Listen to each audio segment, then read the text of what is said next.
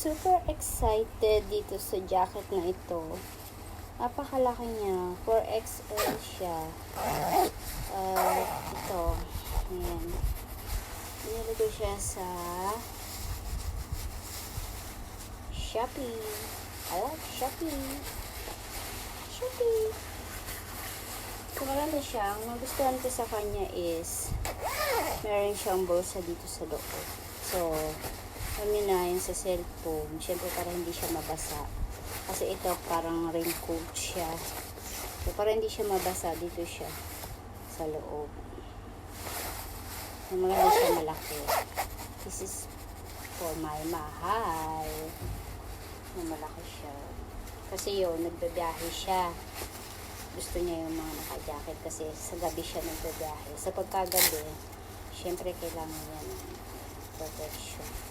Yung jacket niya kasi is nawala. Hindi ko alam saan niya na ilagay. Kalimutan niya siguro, basta na lang binaba. Tapos may nagka-interest kasi maganda yung jacket niya, makapal. Yes, kaya, ito yung kapal eh. So, pag ako nagsuot, para na akong binalot na ewan. Laki-laki kasi. Tapos ang liit-liit kong tao, diba?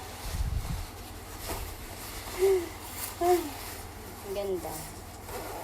Pinapakita ko lang sa kanya para makita niya yung ayan, pinapakita ko lang din sa inyo.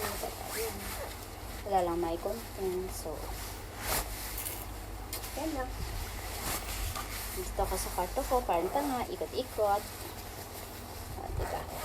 Ayan. Jacket na malaki. Giant. 4XL ba naman? Samantalang ako, X-small ang size. Ay, nako. X-small to 4XL. O, desan ka pa. Di kakainin talaga ako nito. Ayan. Okay naman siya. Ganyan. Kung meron lang sanang X-small na ganito, gusto ko din sana. Kasi, may mainit siya.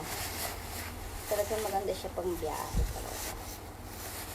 Maganda kasi yung gusto nung aking jowa is. So, ito yung gift ko sa kanya. Sa birthday niya. Dalawa na yung jacket na gift ko sa kanya. Sila kasi yung kasiyahan.